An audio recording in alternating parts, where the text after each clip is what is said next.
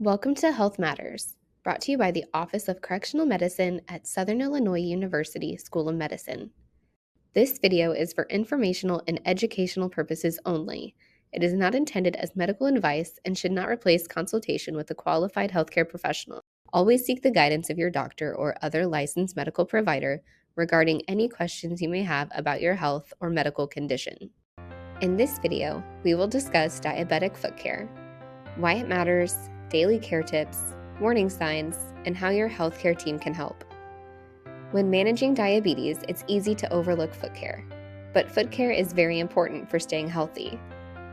Diabetic nerve damage, or neuropathy, can reduce feeling in your feet. As a result, cuts, blisters, or pressure sores may go unnoticed until they become infected. Diabetes can also cause blood vessels to narrow and harden, which makes it harder for your feet to heal or fight infection. Even a small sore can become serious if it isn't treated. Wash your feet every day using warm, never hot, soapy water. Gently dry them, especially between the toes. Apply a moisturizer to keep your skin soft, but avoid putting lotion between the toes where moisture can lead to infection. Always wear shoes or slippers, even indoors, to protect your feet from injury. In public showers, wear shower shoes to reduce the risk of bacteria or fungus. Choose socks that will help keep your feet dry. If socks become damp, change them as soon as possible.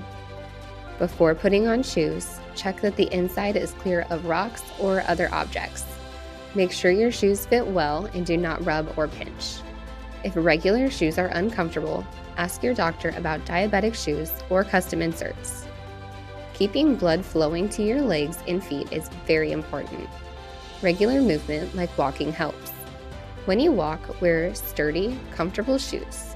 If you have any open sores or blisters, avoid walking until your provider says that it's safe. Always check your feet before and after physical activity, including between the toes. To prevent ingrown toenails, trim nails straight across, avoid cutting into the corners, and make sure you file the edges smooth. Never use nail clippers, scissors, or chemicals on calluses, corns, or warts. Let your provider or a podiatrist safely remove them. Be sure to take your shoes and socks off at every checkup so your provider can inspect your feet. They'll look for numbness, skin changes, swelling, nail problems, and other signs of poor blood flow. Your provider may use a monofilament test. This uses a thin nylon string, like fishing line, to test your sense of touch. You can also do basic checks at home, but because nerve damage develops slowly, it's important to have professional exams regularly. Inform your provider right away if you notice redness, swelling, or warmth in one area, blisters or open sores, ingrown toenails or plantar warts, skin discoloration or foul odor, or ulcers that don't heal.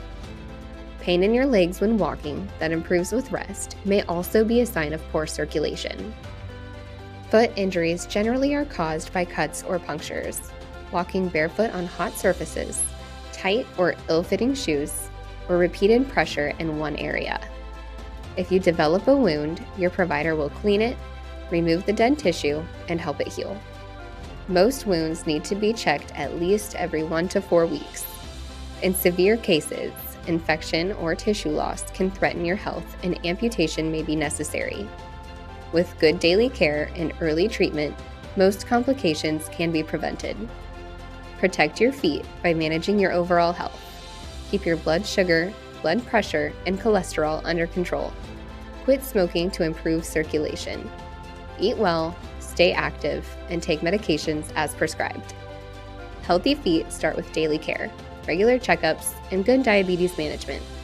These steps can greatly reduce the risk of serious foot problems.